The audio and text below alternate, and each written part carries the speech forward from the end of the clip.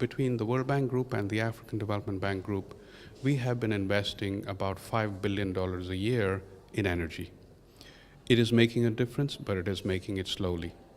What we need to do as we look at 2030 is to bring in new ideas, innovations, both on the financing front as well as on the technological front.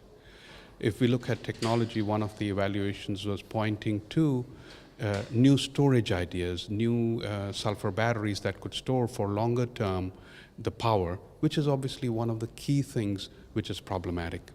The second thing is, instead of transmitting across long distances, how can we get closer to the clients without all those transmission costs and losses?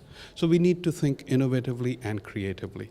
Similarly, on financing, having multilateral development institutions working closely together to innovate is going to be important. I'm very excited to be here.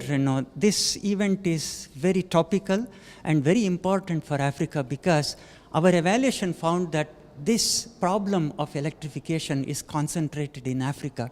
We need to work together. No one agency or no one person can have a solution or implement it at all. So it's all in the collective strength and collective resolve of all of the stakeholders. That's the message I want to deliver.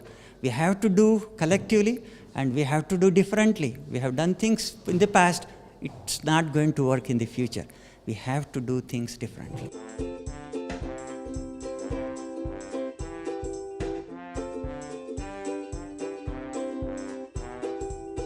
Africa needs more electricity and Africa needs more accessibility to the poor in terms of the electricity supply.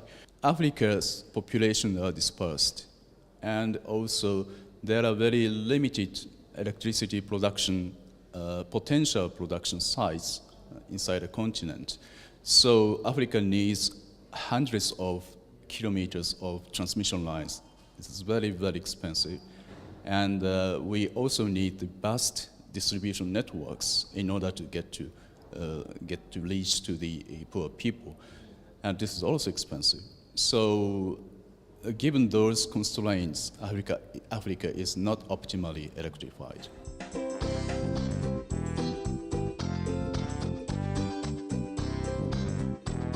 La Côte d'Ivoire, l'Afrique, généralement est confrontée au problème de financement, au problème de ressources.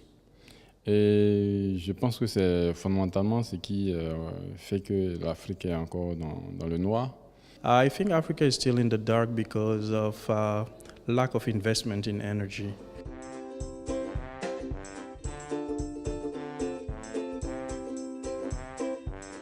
It is possible to address this challenge.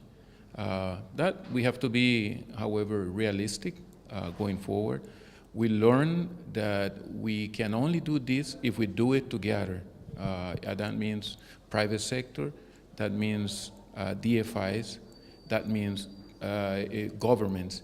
And we should always remember that governments are in the lead. We have to do things differently if we want to get different results.